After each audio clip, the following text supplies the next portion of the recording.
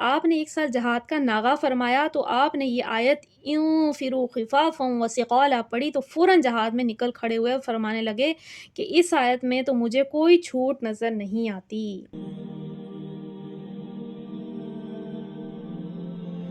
الحمدللہ رب العالمین والصلاة والسلام علی سید المرسلین اما بعد فاعوذ باللہ من الشیطان الرجیم بسم اللہ الرحمن الرحیم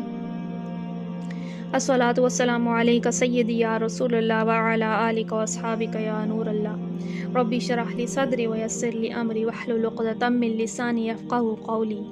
آمین۔ فضائل جہاد سیریز سے آج ہماری تیسری قسط ہے۔ ہم ان احادیث کا تذکرہ سن رہے تھے جس میں رسول اللہ صلی اللہ تعالیٰ علیہ وسلم نے جہاد کے مختلف احکامات بیان کیے ہیں اور کیسے اس کی فرضیت کو ظاہر کیا ہے۔ تو آج ہم اسی سلسلے کو جاری رکھتے ہوئے مزید بیانات سنیں گے کہ کیسے کیسے کیا کیا احکام ہے قرآن میں اور رسول اللہ نے اس حوالے سے کیا فرمایا۔ آئیے ایک حدیث سنتے ہیں۔ عبد المومن رحمۃ اللہ تعالیٰ علیہ کہتے ہیں کہ مجھ سے نجدہ بن نفع رحمۃ اللہ تعالیٰ علیہ نے بیان کیا کہ میں نے حضرت عبداللہ بن عباس رضی اللہ تعالیٰ عنہ سے قرآن مجید کی اس آیت کا مطلب پوچھا۔ آیت کیا ہے؟ الا تنفروا يعذبكم، ترجمہ اگر تم جہاد میں نہیں نکلو گے تو اللہ تعالیٰ تمہیں دردناک عذاب دے گا۔ یہ سورۃ التوبہ کی آیت نمبر 39 ہے۔ یعنی اس کی تفسیر پوچھی گئی حضرت عبداللہ بن عباس سے، جو ہے آپ عالم تھے، آپ سے کافی ساری جو ہے قرآن کی آیتوں کی تفسیریں آپ سے ہی تفسیر کی کتابوں میں جو ہے آپ سے ہی جو ہے ان کی تفسیر درج کی جاتی ہے۔ تو جب آپ سے اس آیت کے متعلق پوچھا گیا کہ اس سے رب تعالیٰ کی کیا مراد ہے کہ اگر تم جہاد میں نہیں نکلو گے تو عذاب ہوگا، تو حضرت عبداللہ بن عباس رضی اللہ تعالیٰ عنہ نے فرمایا کہ حضور اکرم صلی اللہ تعالیٰ علیہ وسلم نے عرب کے قبائل میں سے ایک قبیلے کو جہاد میں نکلنے کا حکم دیا تو انہوں نے سستی کی، بس اللہ تعالیٰ نے ان پر بطور عذاب کے بارش بند کر دی۔ ابو داؤد حاکم سے یہ حدیث درج ہے۔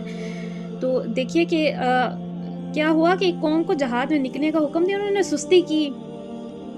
نکلنے سے یعنی اعراف کیا، پیچھے ہٹ گئے ہوں گے یا نکلنے میں سستی کی ہوگی، تو عذاب کس صورت میں ہے کہ بارش بند کر دی گئی۔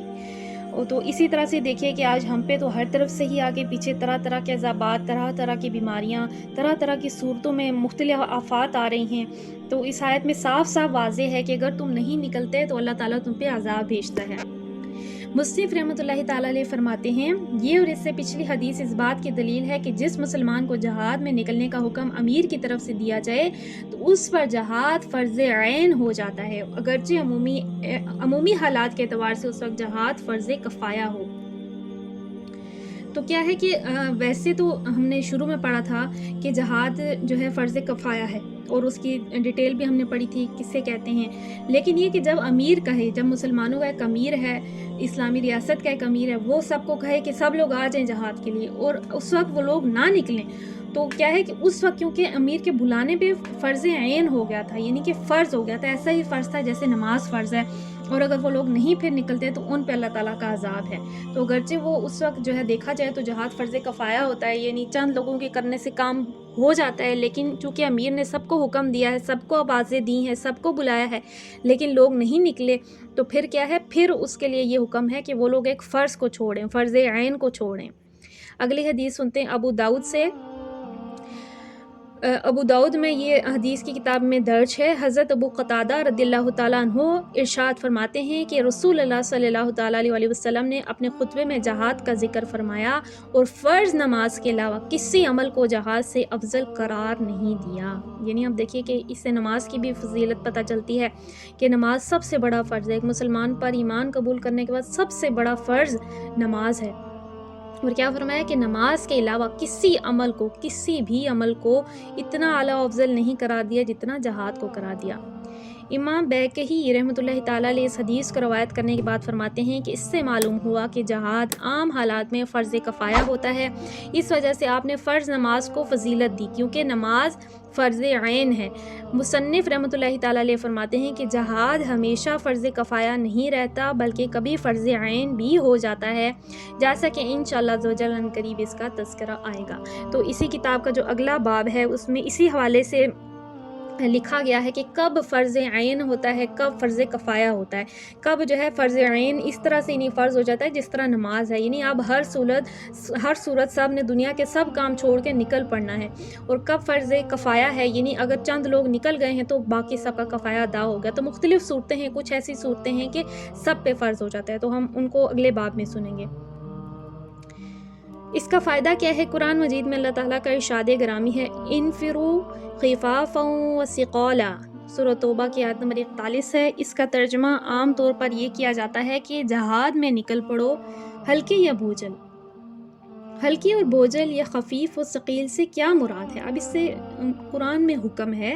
کہ نکل پڑو، تم سب نکل پڑو، ہلکے یا بوجھل۔ تو اس سے کیا مراد ہے؟ یعنی خفیف و ثقیل ہونے سے کیا مراد ہے؟ مصنف رحمۃ اللہ تعالیٰ علیہ نے اسی کی وضاحت کے لیے آگے کئی آثار بیان پیش فرمائے ہیں اور اس آیت سے بھی جہاد کی فرضیت کو ثابت فرمایا ہے۔ ابو راشد الحبرانی رحمۃ اللہ تعالیٰ علیہ فرماتے ہیں کہ میں نے حضرت مقداد رضی اللہ تعالیٰ عنہ کی زیارت کی۔ وہ حمص نامی شہر میں کسی صراف کے چھوٹے صندوق پر بیٹھے ہوئے تھے اور جہاد میں تشریف لے جانے کا ارادہ رکھتے تھے۔ میں نے ان سے کہا کہ اللہ تعالیٰ نے آپ کو معذور قرار دے دیا ہے، پھر آپ اس بڑھاپے میں جہاد کی مشقت میں خود کو کیوں ڈال رہے ہیں؟ یعنی جہاد میں جو ہے جو معذور ہوتے ہیں، جو بیمار ہوتے ہیں، جو بوڑھے ہوتے ہیں، عورتیں اور بچے جو ہیں، ان کو معافی ہوتی ہے، ان کے لیے نہیں ہوتا جہاد۔ تو کیا فرمایا کہ آپ تو بوڑھے ہیں، آپ کیوں خود کو اس تکلیف میں ڈال رہے ہیں؟ تو اس کے جواب میں انہوں نے کیا فرمایا؟ حضرت مقداد رضی اللہ تعالیٰ عنہ نے فرمایا کہ منافقوں کے راز کھولنے والی صورت یعنی سورہ توبہ مجھے نہیں بیٹھنے دیتی۔ اس صورت میں اللہ تعالیٰ کا ارشاد گرامی ہے، انفروا خفافا وثقالا، یعنی جس حال میں بھی ہو جہاد میں نکلو۔ حضرت ابو صالح رحمۃ اللہ تعالیٰ علیہ قرآن مجید کی اس آیت انفروا خفافا وثقالا کی تفسیر کا مطلب یہ بیان فرماتے ہیں کہ بوڑھے ہو یا جوان، ہر حالت میں جہاد میں نکلو۔ آج تو دیکھیے کہ ہمارے بوڑھے جوان یعنی جوان نسل کو ویسے ہی جو ہے فتنے میں ڈال دیا گیا ہے، طرح طرح کے فتنے ہیں، ہر کوئی اس میں مبتلا ہے، ہم سب اس میں مبتلا ہیں ان فتنوں میں، اور ہم نے ان آیات کو، قرآن کو تو ہم نے ویسے ہی پسے پش ڈال دیا ہے، خصوصاً بالخصوص ہم نے جہاد کو جو ہے پیچھے چھوڑ دیا ہے، اور ہم نے کتنی ساری آیتیں ہیں قرآن کی جس میں مختلف احکام ہیں، کیسے جانا ہے، کیسے لڑنا ہے، اور کیسے جو ہے اللہ تعالیٰ کے راستے میں جو ہے مسلمانوں نے نکلنا ہے، ہم نے ان سب کو چھوڑ دیا ہے۔ تو کیا فرمایا گیا کہ ہر حال میں نکلو۔ حضرت حسن بصری رحمۃ اللہ تعالیٰ علیہ بھی خفافا و ثقالا کی یہی تفسیر فرماتے ہیں کہ خفافن سے کیا مراد ہے؟ جوانی، اور ثقالا سے کیا مراد ہے؟ بڑھاپا، یعنی کوئی بوڑھا بھی ہو گیا ہے لیکن اللہ تعالیٰ نے اسے موقع دیا ہے کہ اللہ کے راستے میں وہ نکل کے بے تحاشا اجر پائے، جنت کی اعلیٰ نعمتیں پائے، تو وہ ہر حال میں نکل پڑے۔ حضرت قتادہ رحمۃ اللہ تعالیٰ علیہ اس آیت کی تفسیر میں فرماتے ہیں کہ چست ہو یا غیر چست، یعنی طبیعت حشاش بشاش اور دل جہاد میں نکلنے پر راضی ہو تب بھی نکلو، اور طبیعت حشاش بشاش نہ ہو اور دل نہ چاہے تب بھی نکلو، یعنی تم جیسے بھی حالات میں ہو، تمہارا دل بھی نہیں چاہ رہا اور تمہاری طبیعت بھی نہیں ہے، تم چست ہو یا غیر چست ہو، ہر حالت میں نکل پڑو۔ حضرت ابو ایوب انصاری رضی اللہ تعالیٰ عنہ کے بارے میں ابو العلوم رحمۃ اللہ تعالیٰ علیہ بیان فرماتے ہیں کہ آپ نے ایک سال جہاد کا ناغہ فرمایا تو آپ نے یہ آیت انفروا خفافا وثقالا پڑھی تو فوراً جہاد میں نکل کھڑے ہوئے اور فرمانے لگے کہ اس آیت میں تو مجھے کوئی چھوٹ نظر نہیں آتی۔ یعنی آپ نے ایک سال نہیں آپ گئے، تو یہ عظیم صحابی رسول ہیں جن کو جب رسول اللہ صلی اللہ تعالیٰ علیہ وسلم نے مکے سے مدینے میں ہجرت فرمائی تھی تو ان کے گھر میں جو ہے آپ سب سے پہلے مہمان بنے۔ تو انہوں نے کیا فرمایا کہ جب یہ آیت پڑھی گئی کہ ہر حال میں نکل پڑو، تو اب انہوں نے کہا کہ اب تو کوئی چھوٹ نہیں ہے، کہ کوئی معافی نہیں ہے کہ بوڑھا ہے یا جوان ہے، چست ہے یا سست ہے، ہر حال میں نکلنا ہے۔ حضرت حکم رحمۃ اللہ تعالیٰ علیہ اس آیت کا یہ مطلب بیان فرماتے ہیں کہ مشغول ہو یا فارغ، یعنی اگر دینی یا دنیاوی، ذہنی یا جسمانی طور پر مصروف ہو، عموماً ایسا ہی ہوتا ہے، لوگ اپنی دنیاوی مصروفیات کی وجہ سے، دنیاوی اولاد، اپنی بیوی بچے، نوکری یا جو بھی دنیاوی معاملات ہیں، اس کی وجہ سے انسان دین کو وقت نہیں دیتا، دین کے لیے نکلتا نہیں ہے۔ لیکن کیا فرمایا کہ تم جسمانی طور پر، ذہنی طور پر، دنیاوی دینی طور پر مصروف ہو تب بھی نکلو، اور اگر فارغ ہو تب بھی نکلو۔ مشکور و فارغ لینے کا اور بھی کئی معنی ہے کہ یہ بھی لیا جا سکتا ہے کہ جس شخص کے پاس ایسی چیزیں، باغات، تجارت وغیرہ ہو جنہیں چھوڑ کر جانا اسے ناخوشگوار ہو، ایسا شخص مشغول ہے، اور جس کے پاس ایسی چیزیں نہ ہوں وہ غیر مشکور ہے۔ اب اس سے مراد کوئی بھی ہے، مثال کے طور پہ کوئی کاروبار کر رہا ہے، دنیا میں کوئی بزنس کر رہا ہے، وہ اس میں بڑا مصروف ہے، وہ دین کو وقت نہیں دے سکتا، وہ اللہ تعالیٰ کے راستے میں جہاد نہیں کر سکتا، تو فرمایا کہ بھلے وہ ایسا شخص ہے یا بھلے وہ ایسا ہے کہ جو غیر مشغول ہے، یعنی وہ فارغ ہے، اس کو جب بھی بلایا جائے وہ نکل آتا ہے، تو دونوں صورتوں میں اس نے نکلنا ہے۔ ابن زید رحمۃ اللہ تعالیٰ علیہ خفیف ہلکے سے مراد بہادر اور ثقیل بھاری سے مراد بزدل لیتے ہیں، یعنی تم بزدل ہو یا بہادر، تم کہو کہ میں تو بڑا بزدل ہوں، مجھے نہیں نکلنا، بلکہ تم بزدل ہو یا بہادر ہر حال میں نکل پڑو۔ تفسیر قرطبی میں حضرت امام قرطبی رحمۃ اللہ تعالیٰ علیہ فرماتے ہیں کہ آیت انفروا خفافا وثقالا کا درست مطلب یہ ہے کہ اللہ تعالیٰ نے تمام مسلمانوں کو جہاد میں نکلنے کا حکم دیا، خواہ جہاد میں نکلنا ان کے لیے آسان ہو یا مشکل۔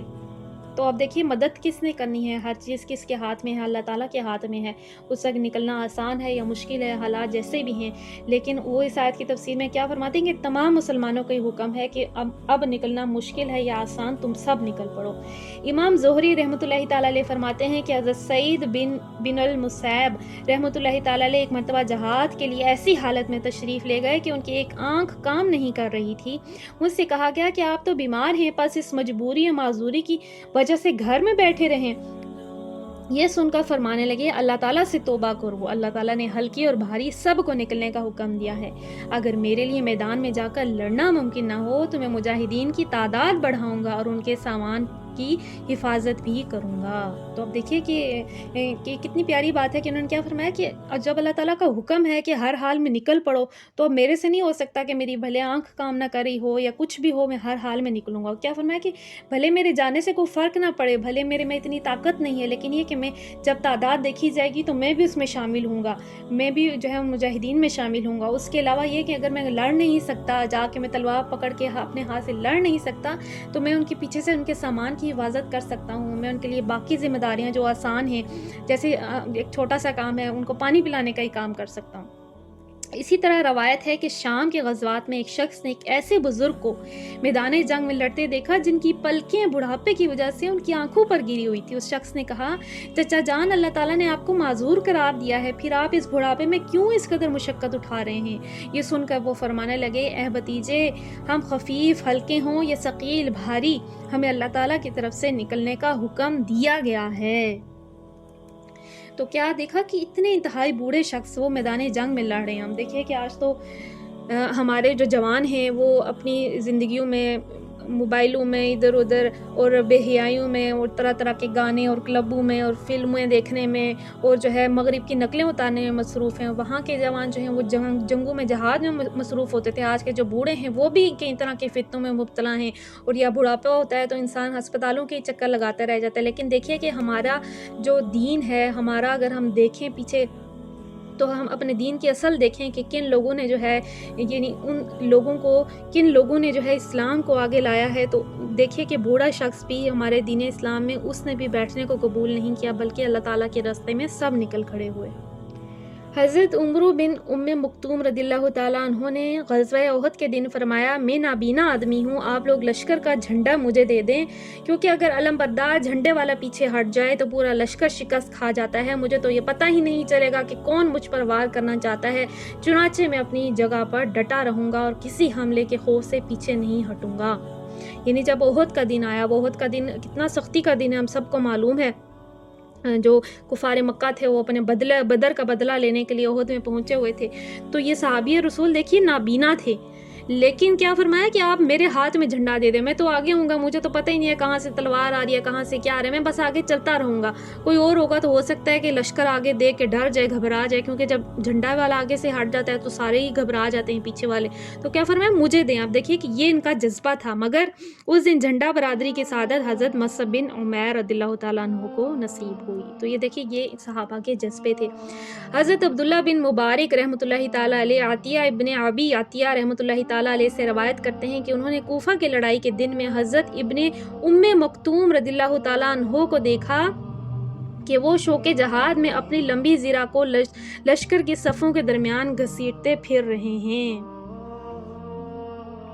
تو یہ جو ہے کتاب الجہاد لا ابن المبارک رحمۃ اللہ تعالیٰ علیہ میں یہ واقعہ درج ہے کہ کس طرح سے دیکھا گیا کہ وہ اپنی زرہ کو جو ہے گھسیٹتے ہوئے جو ہے دشمن کے صفوں میں ان پہ حملہ کرتے جا رہے ہیں۔ اسی کتاب کی ایک اور روایت یہاں درج ہے۔ حضرت انس بن مالک رضی اللہ تعالیٰ عنہ سے روایت ہے کہ حضرت ابو طلحہ رضی اللہ تعالیٰ عنہ نے جب یہ آیت انفروا خفافا وثقالا پڑھی تو فرمانے لگے اللہ تعالیٰ نے ہمیں جہاد کا حکم دیا ہے کہ ہم بوڑھے ہوں یا جوان، ہمیں نکلنے کا حکم دیا ہے، تم میرا سامان جہاد تیار کرو۔ ان کی عزم اور تیاری کو دیکھ کر ان کے بیٹے کہنے لگے کہ آپ نے حضور اکرم اور حضرت ابوبکر عمر رضی اللہ تعالیٰ عنہما کے زمانے میں جہاد فرمایا ہے، اب ہم آپ کی طرف سے جہاد کریں گے۔ مگر وہ خود نکلے، پھر انہوں نے سمندری لڑائی میں حصہ لیا۔ تو یہ جو ہے بعد کے دور تھے، تو انہوں نے جو ہے ان صحابی رسول اللہ کے دور میں بھی جہادوں میں حصہ لیا، حضرت ابوبکر عمر کے زمانے میں بھی حصہ لیا۔ اب آپ یقیناً بوڑھے ہو چکے تھے، تو آپ کے بیٹوں نے فرمایا کہ ہم آپ کی طرف سے لڑیں گے۔ تو کیا فرمایا کہ میں خود جو ہے اس میں شامل ہوں گا۔ پھر آپ کن لڑائیوں میں لڑے؟ جو جا کے شام میں جو سمندری لڑائیاں تھیں ان میں حصہ لیا، اور دوران جہاز پر ہی انتقال فرمایا۔ اب دیکھیے کہ وہ سمندری لڑائی تھی، وہ کشتی پر تھے، تو ان کے رفقا نے کوئی جزیرہ ڈھونڈنا شروع کیا تاکہ انہیں دفن کر سکے، تو انہیں 7 دن بعد اس میں کامیابی ملی، اور ان 7 دنوں میں حضرت ابو طلحہ رضی اللہ تعالیٰ عنہ کے جسم مبارک میں کوئی تغیر نہ آیا۔ اب یہ جو ہے اللہ تعالیٰ کے راستے میں شہید کی شان ہے۔ شہید کے بارے میں تو یہی فرمایا گیا ہے کہ ان کو ویسے ہی مردہ نہ کہو، وہ زندہ ہے اللہ کے پاس۔ تو دیکھیے کہ یہ شہید تھے اور 7 دن یہ اسی جہاز پہ رہے، ظاہرہ کوئی نہ جزیرہ تھا نہ کوئی خوش جگہ تھی جہاں انہیں دفناتے، تو 7 دن تک جو ہے اپنی کشتی پہ وہ لوگ گھومتے رہے، اور 7 دن بعد جب انہیں جگہ ملی تو انہیں دفنایا، تو آپ کا جسم مبارک بالکل تازہ تھا، یعنی کوئی تغیر نہ آیا۔ آگے سنتے ہیں حضرت امام ضحاک رحمۃ اللہ تعالی علیہ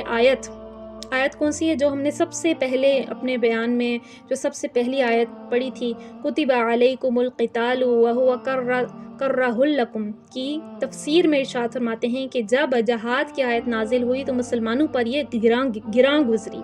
اور جب انہوں نے مجاہدین کا اجر و ثواب، ان کی فضیلت، شہادت کے بعد ان کی زندگی اور ان کے لیے خاص روزے کا بیان فرمایا، تو پھر اللہ تعالیٰ کے وعدوں پر یقین رکھنے والوں نے جہاد پر کسی چیز کو ترجیح نہیں دی، بس انہوں نے جہاد کو اپنا محبوب بنا لیا اور اس میں انہیں خوب رغبت ہو گئی، یہاں تک کہ وہ حضور اکرم صلی اللہ تعالیٰ علیہ وسلم سے جہاد میں جانے کے لیے سواری مانگتے تھے، مگر جب اللہ تعالیٰ کے رسول ان کے پاس سواری نہ پاتے تو وہ روتے ہوئے واپس لوٹتے، اس غم میں کہ ان کے پاس جہاد کے لیے خرچہ نہیں ہے۔ تو اب دیکھیے کہ یہ جو آیت نازل ہوئی تو شروع میں کیا ہے کہ شروع میں ظاہر ہے یہ آسان کام نہیں ہے۔ آج ہم لوگ کیوں پیچھے ہٹتے ہیں؟ کیونکہ لوگوں کو معلوم ہی نہیں ہے کہ کیا اجر و ثواب ہے، کیا فضیلت ہے، اور شہید کی کیا زندگی ہے، یعنی وہ تو کبھی اس کی زندگی ختم ہی نہیں ہوتی، وہ تو زندہ رہتا ہے، اور کیا خاص روزی ہے اللہ تعالیٰ کے ہاں۔ تو انشاءاللہ عز و جل اسی کتاب میں ان تمام فضیلتوں کا، اس اجر و ثواب کا بھی تذکرہ ہے۔ اگلی قسطوں میں اللہ تعالیٰ نے چاہا تو ہم سنیں گے کہ کیا کیا اجر ہے اور کتنی کتنی جو ہے اللہ تعالیٰ نے نعمتوں کا وعدہ فرمایا ہے جو اس کے راستے میں شہید ہو۔ تو اس کا ذکر جو ہے قرآن پاک میں بھی ہے کہ وہ لوگ جن کو شوق تھا جہاد کا، وہ اتنی غربت تھی کہ ان کے پاس سواری کو گھوڑا اونٹ کچھ نہیں تھا کہ وہ اللہ تعالیٰ کے راستے میں جو ہے اس پہ بیٹھ کے جاتے، تو وہ رسول اللہ کے پاس حاضر ہوتے تھے کہ ہمیں اللہ کے رسول ہمیں کوئی سواری دیں کہ ہم بھی آپ کے ساتھ جا سکیں، اور جب ایسے حالات تھے کہ رسول اللہ صلی اللہ تعالیٰ علیہ وسلم بھی سواری نہ دے پاتے تو وہ روتے ہوئے جاتے، اتنا روتے کہ مطلب کہ ہم اتنے بڑے اجر سے محروم ہو گئے ہیں، ہم سے کیا خطا ہو گئی ہے کہ ہم یہاں نکل نہیں سکے، تو وہ اس بات پہ روتے تھے۔ اور ان کے اس رونے کا جو تذکرہ ہے، ان کے ان آنسوؤں کا تذکرہ تو قرآن مجید میں بھی ہے۔ اللہ تعالیٰ ہمیں پڑھنے اور سمجھنے کی توفیق عطا فرمائے۔ حضرت عمر بن خطاب رضی اللہ تعالیٰ عنہ بیان فرماتے ہیں، تم لوگوں پر 3 سفر لازم کر دیے گئے ہیں، نمبر 1 حج، نمبر 2 عمرہ، نمبر 3 جہاد۔ یہی 3 ایسے سفر ہیں جو ہر حال میں ایک مسلمان پر لازم